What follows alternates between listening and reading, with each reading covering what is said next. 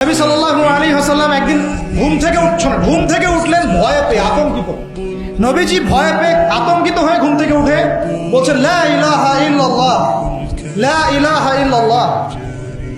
তার স্ত্রী পাশে যিনি শুয়ে আছেন তিনি বলছেন নবী সাল্লাল্লাহু আলাইহি ওয়াসাল্লাম বলছেন ওয়াইলুল লিল আরাব মিন শাররি ক্বাদ ইখতারাব।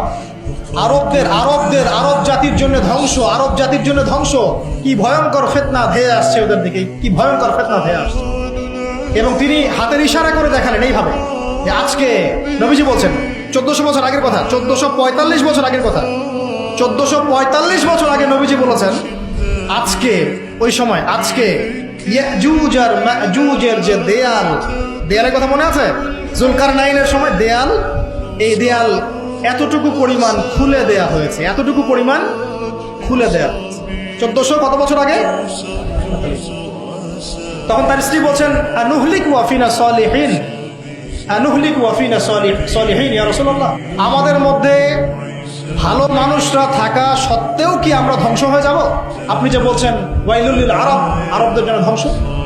নবীজি বলছেন নাম হ্যাঁ ধ্বংস হয়ে যাবে। ইযা কাসুরাতিল খাবাস, যখন নগ্নতা, বেহায়াপনা, অশ্লীলতা সমাজে রন্ধ্রে রন্ধ্রে ছড়িয়ে পড়বে, তখন আলেম জালেম সব ধ্বংস হবে।